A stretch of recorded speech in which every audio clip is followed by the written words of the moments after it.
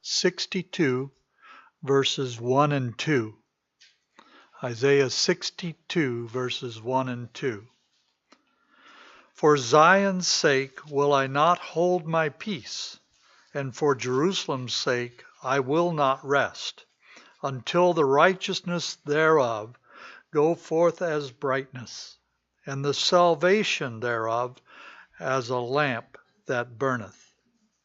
And the Gentiles shall see thy righteousness, and all kings thy glory. And thou shalt be called by a new name, which the mouth of the Lord shall name.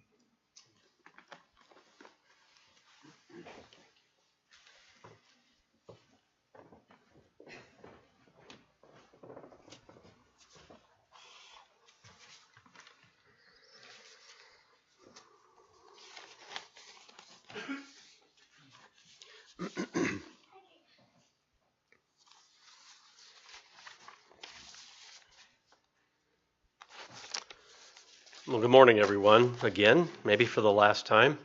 I know it seems like everybody that comes up says good morning, and that's good. Just want to say a couple of thanks to some people here. First of all, to Chris. She puts up with a lot. I don't know how the rest of you guys are, but this week I sent her information on a sermon and some songs, and then promptly turned around and told her, no, don't print that. I'll get a different one to you. And finally, through my wife with an idea, this one came along. So I hope you enjoy it today. I hope the Lord has something for you in it. Let's get started, though, a little interactively. Today's sermon is entitled, What's in a Name? And that's right. That's why David, and thank you, David, for reading that. The prophet Isaiah talked about the Lord giving his people a new name, and we'll touch on that a little bit later in the sermon. But this morning, I'd like for you to do something special for me, if you would. If there's a person beside you who you don't know, or is not your spouse, let's put it that way, or turn around to the person behind you, I'd like you to stand up. Everybody stand up. But before you do, let me give you the instructions. I want you to put your hand out, shake that person's hand, and introduce yourself as using your middle name, not your first name, or a nickname that you had as a child or have now. Okay? And then I want you to tell them something about that name, how you got that name, and what's significant about it. Can you do that? Okay, everybody stand up. Person beside you or behind you, introduce yourself, middle name or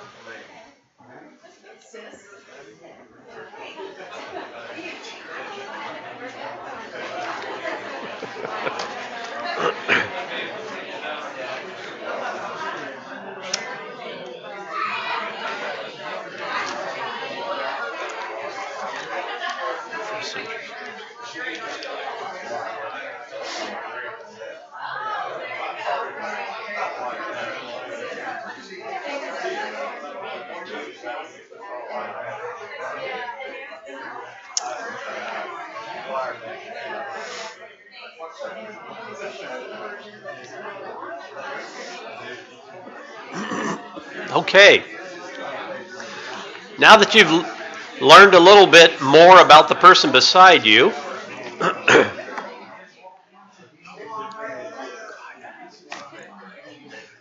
okay. Once you're all done, go ahead and return to your seat wherever that was. Did you learn something new? People's names are interesting. I don't know. I would have liked to have been some of you out there and heard some nicknames or something out there. I know we all seem to have nicknames as kids, whether it's given to us by our moms and dads or schoolmates or whatever it happens to be. You know, for centuries, names have been given and re-given because of the meaning of the name. Sometimes a name is withheld from a new child, from a newborn child, until they figure out what the character of that child is so that they name them appropriately. So, what's in a name? I ran across an interesting story of a fellow with an interesting name. There was once a man, and his name was Odd. O-D-D. That was actually his name. And he didn't like it much, but his mother had given it to him, so he suffered through his younger years with the name of Odd, as you can imagine. And even though he lived all his life and did fairly well, he married, and one of his requests to his wife was that he had been odd all his life, and he wasn't about to be odd after his death. So he had a specific request, and that request was to his wife, I don't care what you put on my gravestone, just don't put my name, because I don't want people to know that was my name. So she agreed and to his wishes, and finally, when he did pass away, she honored that, and she got a stone, and she put nothing on the gravestone except for his birth date and his death date. For many years after that, visitors would walk through cemeteries, as they often do, looking at gravestones and seeing all the information on it, until they came to this one grave that had a birth date and a death date and no name.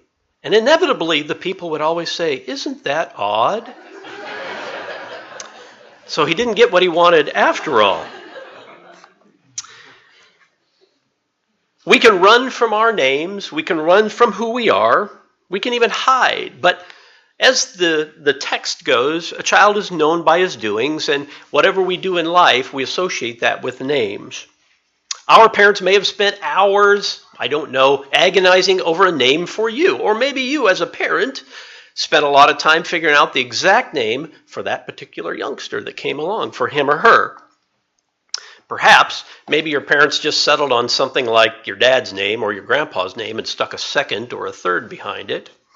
I don't know, but whatever experience you had, it's important to know that names can change our perspectives of our life, our attitudes, our minds, even our destinies.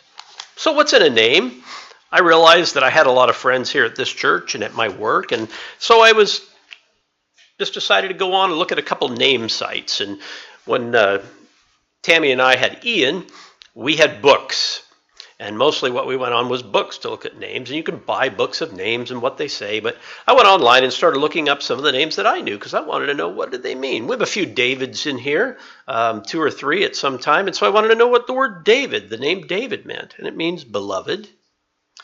Paul, just a week or so ago, we had a little fella dedicated to the Lord right here named Paul. Paul means small or humble. Ian, of course, that was an interesting one for me. And I knew that Ian was, the name for Ian is John. It's a derivative of John. And John means God is gracious, which we knew that when we named him. And then I got to thinking, boy, we've got to have some interesting names out of here because I can really associate with people with interesting names because mine's not that common. And I remembered Celia. That's not a really common name. And Donnaline, and there's probably more in here. But I looked up a few of them. I actually found something on Celia. It's a derivative of an old Roman family name, or Celium, which is Latin and means heaven. Do you realize you're sitting next to heaven? That's got to be a blessing. So I looked up my wife's name, Tammy. Well, Tammy is a derivative of Tamara, and actually happens to coincide. There's a number of other meanings, but this one I found interesting. Coincides with a Sanskrit word, which means spice. Pretty nice, huh? Matthew means gift of God. Stephen means crown. And Donnaline, well, I couldn't find Donnaline, but I did find Donna, which is the basis there, and that means lady. Lady. So, names come and go, and as you know, some of the older people here, we've seen names in popularity rise and fall, haven't we? And it's interesting, some of the names amaze me today, and I'm sure you've heard them. People at the water fountain or the Xerox machine at work, they talk about interesting names, and one Ian came to me the other day was L.A. with a line, and what was it? S-H-A? And I said, I don't know what that is. And he says, well, it's La Dasha. The dash was in there. And I just thought, what an interesting name. But it wasn't until I ran across a story in Reader's Digest that really perked my attention. And I'm going to read it for you. It says, when the 60s ended, San Francisco Heights-Ashbury district reverted back to a high-rent district. And all the hippies who lived there moved on down the coast to Santa Cruz. They had children and got married too, but not necessarily in that order.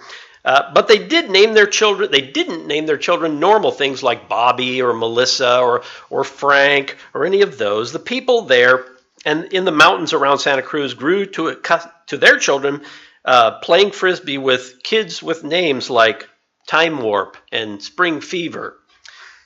And eventually, Moonbeam, Earth Love, and Precious Promise all got old enough and wound up at the public school on the first day of kindergarten.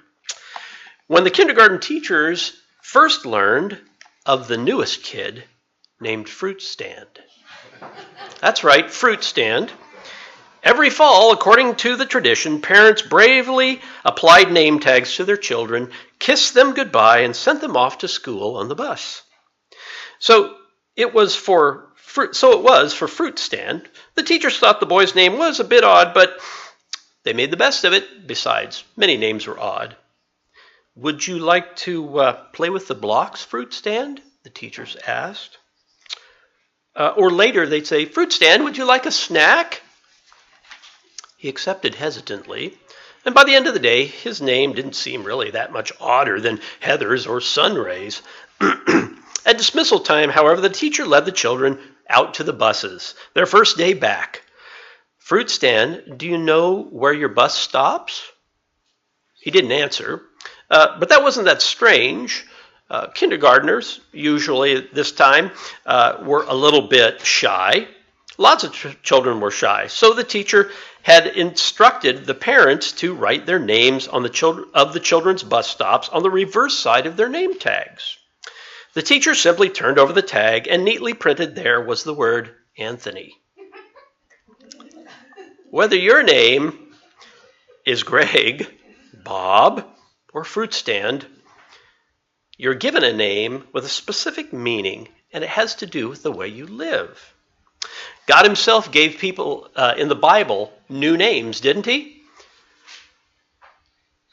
And it usually happened to have something to do with a plan that he had for their life, a specific future for that individual or individuals, a holy destiny. In God's word, we find many examples of these names, of the people that walked with God.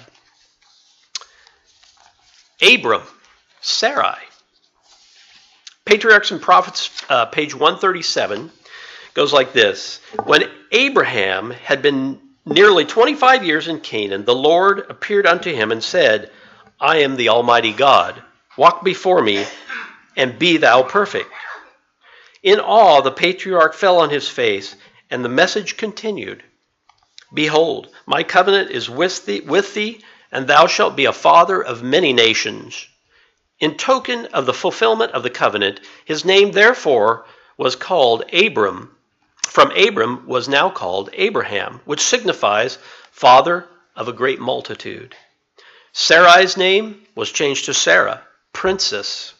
For, said the divine voice, she should be a mother of nations, kings of people shall be hers. Now, when we stand back and we look at people like Abram and Sarah, we look at Abram's family. He came from an idol-worshiping family. Terah, his father, was an idol worshiper. Even his brother Nahor, we find out later on, was also an idolater. But God had a purpose for this man. But he wasn't perfect. He was much like you and I in many ways. For instance, he lied twice about his wife to foreigners to save his own life. He obeyed his wife when she asked him to have a child by her maidservant. This was not in God's plan either.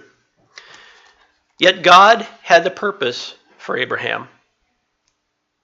He would be the one person that God's children would be multiplied through, the very line of Christ himself.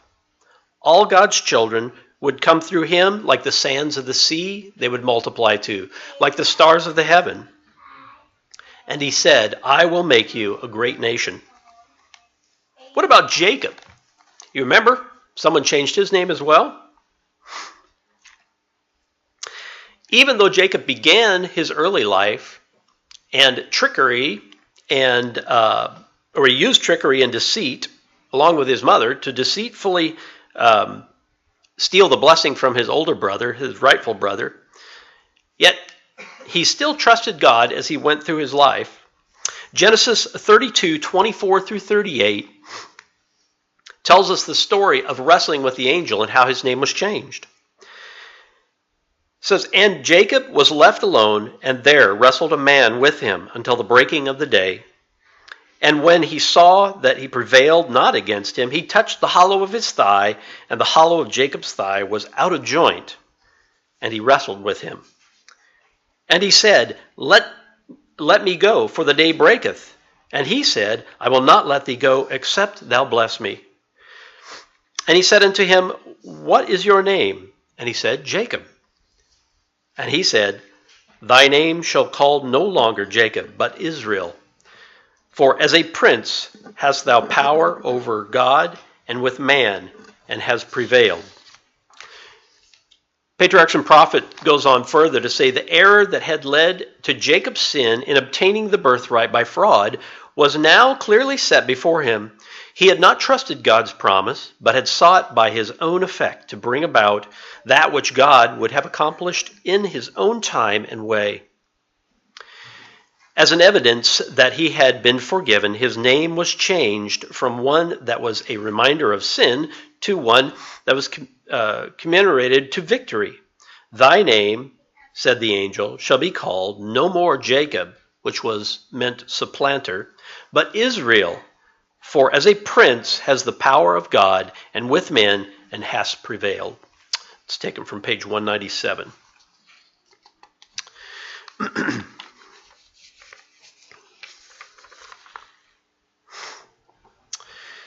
I can imagine that Jacob, through his life and his running from his brother to his wife, marrying his wife, and all the things that he accomplished during his life, may have at times felt forsaken, rejected, desolate, and perhaps even we've felt some of those things, and we've had those names attached to us, either by others or ourselves. But there's good news, and it's the gospel.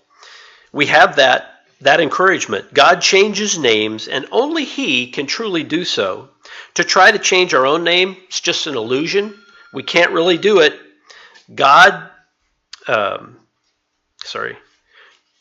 To try to change our own name is only an illusion, and it's futile. We can't do it ourselves. It's God that must name us, and He's the one that makes those things happen for us. I want to talk to you a little bit about also Isaiah. And from the verse we read this morning, it says, Isaiah provided the starting image for us, which enables us to enter the story emotionally as well as intellectually. Yahweh, new name of Israel, was the delight is in her, the one in whom He delights.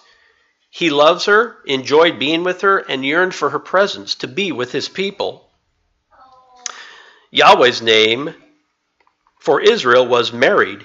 He united Himself with His people in a stake of intimacy. Yahweh rejoices over His people like a bridegroom rejoices over his bride. His joy surpasses even a wedding celebration. What about Daniel? Do you remember he changed his name, or did he? Does anybody remember who changed Daniel's name? Nebuchadnezzar, or the person that was put over Daniel. And we see that in Daniel, the first chapter, in verses 6 through 8. Now among these were of the children of Judah, Daniel, Hananiah, Mishael, and Azariah, unto whom the prince of the eunuchs gave names. For he gave unto Daniel the name of Belteshazzar, and to Hananiah, Shadrach, and to Mishael, Meshach, and to Azariah, Abednego. But Daniel purposed in his heart that he would not defile himself with the portions of the king's meat, nor with the wine which he drank. Therefore he requested of the prince of the eunuchs that he might not defile himself. It was interesting. I wanted to know, since this name was not given to him by God, it was given to him by a heathen king or his court. What does the word Belteshazzar mean? So I did have to do a little digging. Belteshazzar actually means one who lays up treasure in secret. That's a miser, right? It seemed that way to me. So I tried to think, does that have anything to do with Daniel and the character given in the Bible? I didn't find that anywhere. But in my looking, I did find out that God referred to Daniel as the greatly beloved. So even though men can give you names, or kids, or anybody else in this world, it's God's name and how you actually live your life that determines who you are and what your name means.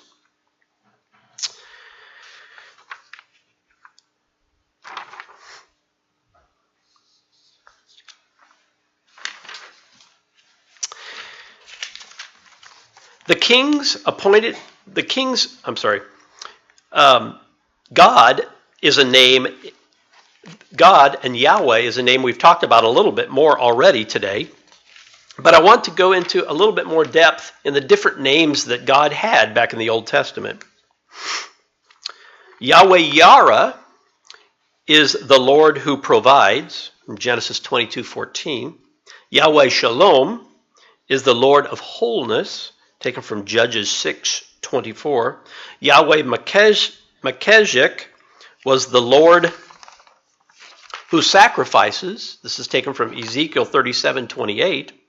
The name Yahweh means the one who is, or I am, well, I am that I am.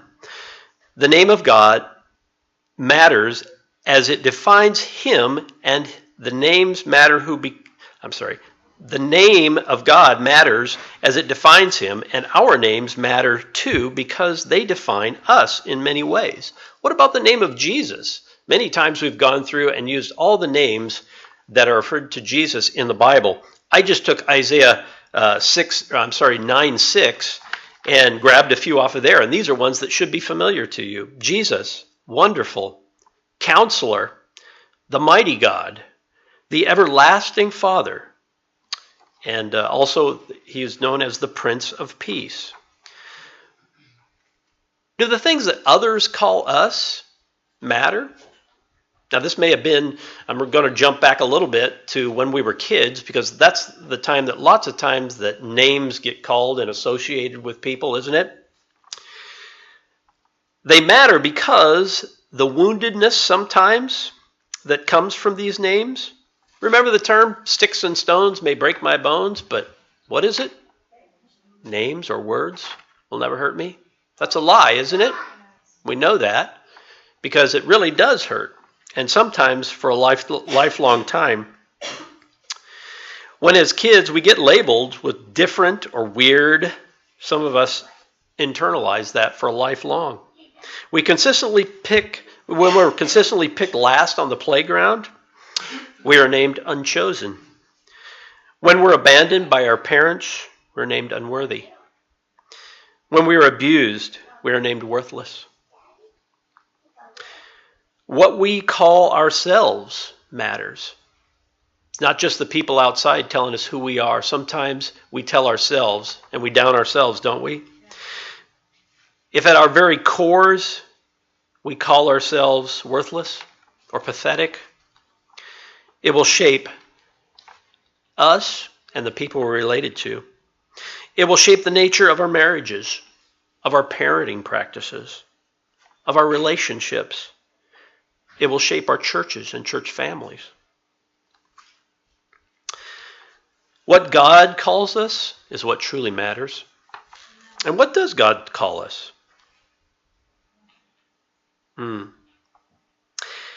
How we hear God sometimes makes a difference. And sometimes the sieves that we have, our ears, even though God tells us these things, we don't hear it quite right, or we continue to internalize. If our core is filled with shame and hurt and pain and abandonment, and if our image of God has been shaped by pictures, what we hear is not beloved, but loathed. Since we believe at our core, in our gut, that we are not worth loving, we cannot believe that God could actually love us in the midst of all our shame and abandonment and sin. When we choose to be Christians, that's a name, isn't it? Sure. When we choose to be Christians, we choose daily to become like Christ, but not by our own power, but through his name. It was interesting, back in the days when Ian was a bit shorter, of course, I was in his classroom in Sabbath school, and I asked him one day what his favorite song was. And he said, "That's easy, Dad. It's the C-H-R-I, I am a C." And of course, I knew what that song was because we sang it in Sabbath school all the time. But I said, "What do you mean, the C song?" And he said, "You know, Dad, the I am a C, I am a CH, I am a CH." And I said, "Oh, yeah, that's right." And I said, "But why is that your favorite song?" He said, "Well, it says I am a C, I am a CH, I am a CHRISTIAN." And I said, "What do you mean?" He said, "Dad, it's my name. I-A-N. It's Christ Ian." And I thought that was interesting in a way, because when we become a Christian, our name needs to be so much like the part of Christ that we become one with him, don't we? I'm going to close with a story here. It's called The Quiet Man, and it goes like this. Carl was a quiet man. He didn't talk much. He would always greet you with a big smile and a firm handshake. Even after living in our neighborhood for 50 years, no one could say they really knew Carl. Before his retirement, he'd take the bus every morning.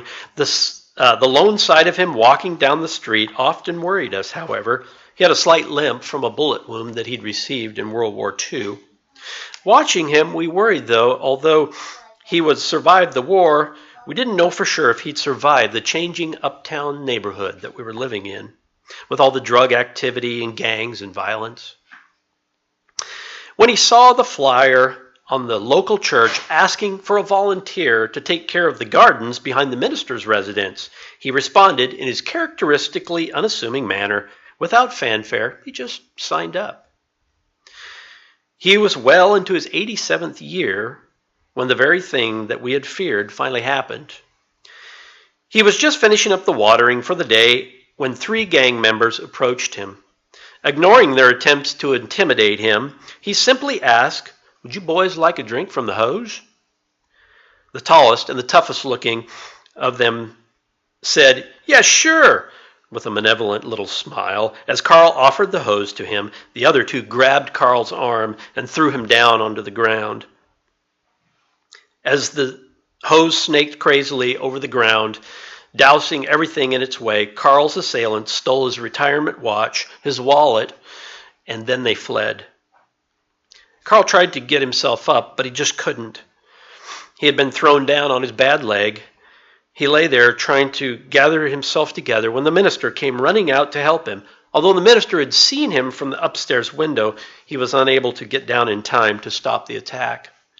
"Carl, are you okay? Are you hurt?" the minister kept asking as he helped Carl to his feet. Carl just passed his hand over his brow and sighed, shaking his head. "Just some punk kids. I hope they'll wise up later on in life," he said. His wet clothes clung to his slight frame as he bent to pick up the hose. He adjusted the nozzle again and started to water. Confused a little and concerned, the minister asked, "Carl, what are you doing?" "Well, I've got to finish the work," he says. "It's been awful dry lately. I need to finish this watering." Satisfying himself that Carl really was okay, the minister could only marvel. Carl was a man from a different time and place. A few weeks later, the 3 returned. Just before their threat was unchallenged. Just as before, the threat was unchallenged. Carl again offered them a drink from the hose. This time, they didn't rob him. They wrenched the hose from his hand and drenched him from head to foot with icy water. When they had finished their humiliation of him, they sauntered off down the street with catcalls and cursing, falling on one another, laughing over the hilarity of their deeds. Carl just watched them. Then he turned towards the warmth-giving sun, picked up his hose, and went on with his watering. The summer was quickly fading into fall, and Carl was doing some tilling when he was startled by a sudden approach of someone behind him. Startled, he stumbled and fell into the evergreen bushes. As he started to regain his footing, he turned to see the tall leader of the summer tormentors. Reaching down for him, he braced himself for the attack. "Don't worry, old man. I'm not going to hurt you this time." The young man spoke softly, still offering his tattooed and scarred hand to Carl. As he helped Carl up, the man pulled a crumpled bag from his pocket and handed it to Carl. "What's this?" Carl asked. "It's your stuff, man," he explained. "I'm giving it back. All the money's in your wallet, too." "I don't understand," Carl said. "Why would you help me now?" The man shifted to the other foot, seeming embarrassed about what he was about to say. "Oh, well, I learned something today from you," he said. "I ran with that gang that hurt people like you. We picked on you guys because you were old, and we knew we could do it. But every time we came and did something to you, instead of yelling and fighting back, you tried to give us a drink. You didn't hate us for hating you. You kept showing us love against our hate." He stopped for a moment. "Couldn't sleep after I stole that stuff from you." He paused in another awkward moment. Not knowing what there was to say, "Oh, that bag's my way of saying that I'm straightening things out, I guess." And with that, he walked down the street and was gone. Carl looked down at the sack in his hands, and he gingerly opened it. He took out the retirement watch and put it back on. Opening his wallet, he checked. Sure enough, there was the money. And his wedding photo, yes, it was there too. He gazed for a moment at the young bride who still smiled back at him after all those years. Carl died one cold day after Christmas Day that winter. Many people attended the funeral, and in spite of the weather, the particular minister noticed a tall young man that he didn't know sitting in the far distant corner in the back of the church. The minister spoke of Carl's garden in the lesson of life. A voice made thick with unshed tears. "Do your best and make your garden as beautiful as you can. We will never forget Carl and his garden." The following spring, another flyer went up. It read, "Persons needed to care for Carl's garden." The flyer went unnoticed by busy parishioners until one day when there was a knock on the door, and the minister opened it. The minister saw a pair of scarred and tattooed hands holding the flyer. "I believe this is my job, if you'll have me," the young man said. The minister recognized the young man who had returned the stolen watch to Carl. He knew that Carl's kindness had turned this man's life around. As the minister handed him the keys to the garden gate, he said, "Yes, go take care of Carl's garden and honor him." The man went to work, and over the next several years, he tended the flowers and vegetables, just like Carl had done. In that time, he went to college, he got married, and became a prominent member of the community. But he never forgot the promise to Carl and his memory, and kept the garden as beautiful as he thought Carl would have kept it. One day he approached a new minister and told him that he couldn't care for the garden anymore. He explained with a shy smile, "My wife, you see, just had a baby boy last night, and she's bringing him home this Saturday." "Well, congratulations," the minister said, as he handed the garden shed keys back. "That's wonderful. What's his name?" "Carl," he replied.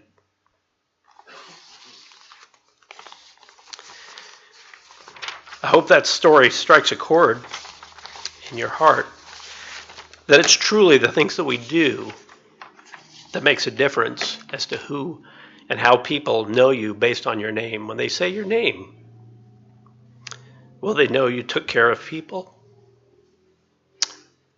When they call you Christians, will they know you were Christ-like with that name? As a closing song, I'm going to have Ian play a number here. This is by the Neblett family, and it's called I Will Change Your Name. And I'm going to read the lyrics here for you as he gets that started. I will change your name. You shall no longer be called wanderer, outcast, lonely and afraid. I will change your name. Your new name shall be confidence, joyfulness, overcoming one, faithful, friend of God, one who seeks my face.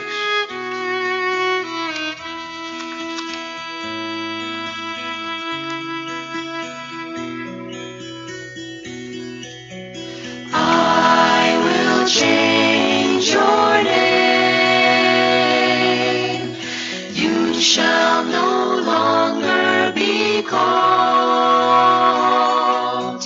wounded, outcast, lonely, or afraid. I will change your name. Your new name shall be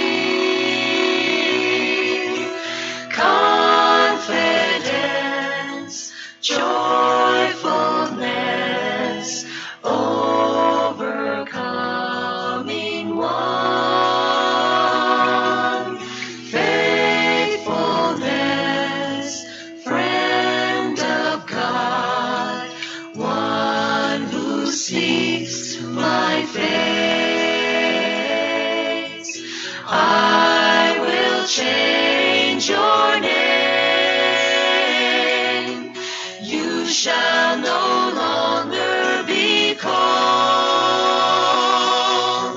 wounded, outcast, lonely, or afraid. I will change your name. Your new name shall be confidence, joyfulness, overcoming one, faithfulness, friend of God, one who seeks my face. Confidence, joyfulness, overcoming one, faithfulness, friend of God who seeks my face.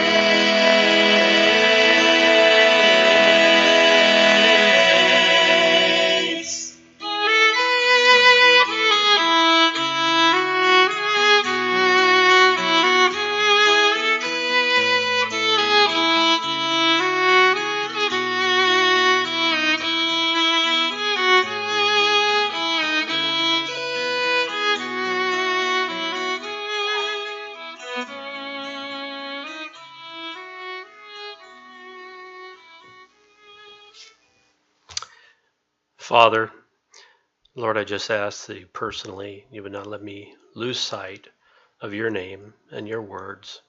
Lord, let me go and continue to search and draw me closer, Lord, and each of these people here, as it is their request.